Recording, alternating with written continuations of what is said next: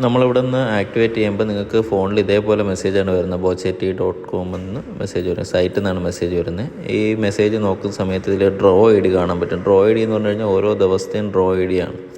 അതേപോലെ തന്നെ ഇതേപോലെ ഒരു മെസ്സേജും വരും. ഇതിലായിരിക്കും നിങ്ങളുടെ പാസ്വേഡ് വരുന്നത്. പാസ്വേഡ് വരുന്ന സമയത്ത് അതിലുള്ള ലിങ്കിൽ ക്ലിക്ക് ചെയ്ത് കഴിഞ്ഞാൽ നേരെ bochetti.com എന്ന് പറയുന്ന സൈറ്റിൽ കയറും. അതിൽ സൈൻ ഇൻ എന്ന് പറയുന്ന ബട്ടൺ ഏറ്റവും മുകളിൽ കാണുന്നുണ്ടല്ലോ, അതിൽ ക്ലിക്ക് ചെയ്ത് നമ്മൾ കൊടുത്ത ഫോൺ നമ്പർ അവിടെ കൊടുക്കുക.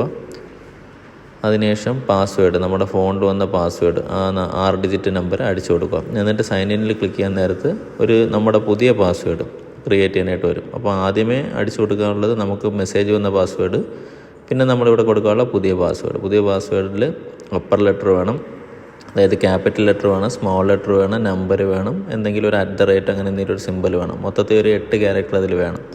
ഇത്രയും കൊടുത്ത് സബ്മിറ്റ് ചെയ്യുമ്പോഴത്തേക്ക് നമുക്ക് നമ്മുടെ സൈറ്റ് ലോഗിൻ ആവും.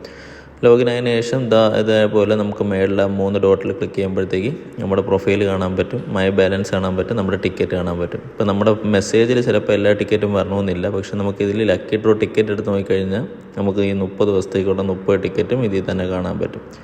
ഏറ്റവും താഴെ കാണാനായിട്ട് ലോഡ് മോർ എന്ന് പറയുന്ന ബട്ടണിൽ ക്ലിക്ക് ചെയ്താൽ മതി. ഇപ്പോൾ എനിക്ക് ഡ്രോ ID 109 അതായത് ഞാൻ ആക്ടിവേറ്റ് ചെയ്ത ദിവസം എന്ന് പറഞ്ഞു കഴിഞ്ഞാൽ ഇന്ന് ചെയ്തുകൊണ്ടാണ് 109 വന്നിരിക്കുന്നത്.